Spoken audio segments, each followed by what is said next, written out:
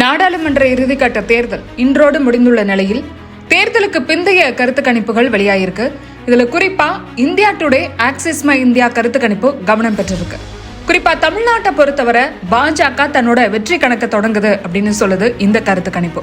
அந்த வகையில தமிழ்நாட்டில் 39 தொகுதிகளில் திமுகவுக்கு 33 முதல் 37 இடங்கள் கிடைக்கும், பாஜகவுக்கு 2 முதல் 4 இடங்கள் கிடைக்கும் என்றும், அதிமுகவுக்கு 2 இடங்கள் கிடைக்கலாம் அல்லது அனைத்திலும் அதிமுக தோல்வியை தழுவலாம் என்று கூறியுள்ள India today Axis my India கருத்து கணிப்பு இந்த தேர்தலில் பாஜக கூட்டணி 22% வாக்குகளையும், அதிமுக கூட்டணி 21% வாக்குகளையும், திமுக கூட்டணி 46% வாக்குகளையும் வெல்லும் அப்படின்னு தன்னோட கருத்து கணிப்பை வெளியிட்டிருக்கு. அண்ணாமலை தலைமைக்கு மிகப்பெரிய வலு சேர்க்கும் வகையில் தமிழகத்தில் பாஜக வெற்றி பெற வாய்ப்புள்ளது என்று சொல்லும் அளவுக்கு இந்த கருத்து கணிப்புகள் வெளியாகியுள்ள நிலையில் இதன் மூலம் அதிமுகவை எடப்பாடி பழனிசாமியை ஆட்டம் காண வைக்க போறார் அண்ணாமலை என்ற விமர்சனங்களை முன்வைக்கின்றன ஆங்கில ஊடகங்கள். பெரும்பாலான வட மாநிலங்களையும் மேற்கு பகுதிகளிலும் ஆதிக்கம் செலுத்தி வரக்கூடிய பாஜக லோக்சபா இடங்களின் அடிப்படையில் 5வது பெரிய மாநிலமான தமிழகத்தின் மீது தன்னோட பார்வையை திருப்பியது.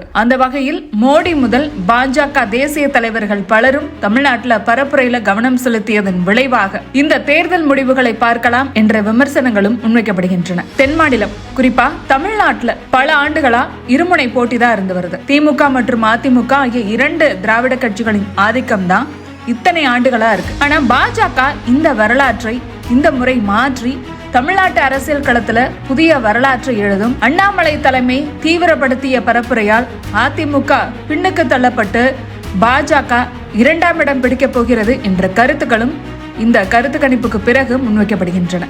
India today Axis my India கருத்து கணிப்பின்படி தமிழ்நாட்டில் அதிமுகவை விட பாஜக பெரிய கட்சியாக உருவெடுக்கும் என்ற விமர்சனங்கள் சமூக வலைதளத்தில் பறக்கின்றன. இந்த விமர்சனங்கள் நிஜமாகுமா இல்ல வெறும் கணிப்பாவே போகுமா என்பது வரும் 4ஆம் தேதி தெரிய வரும்.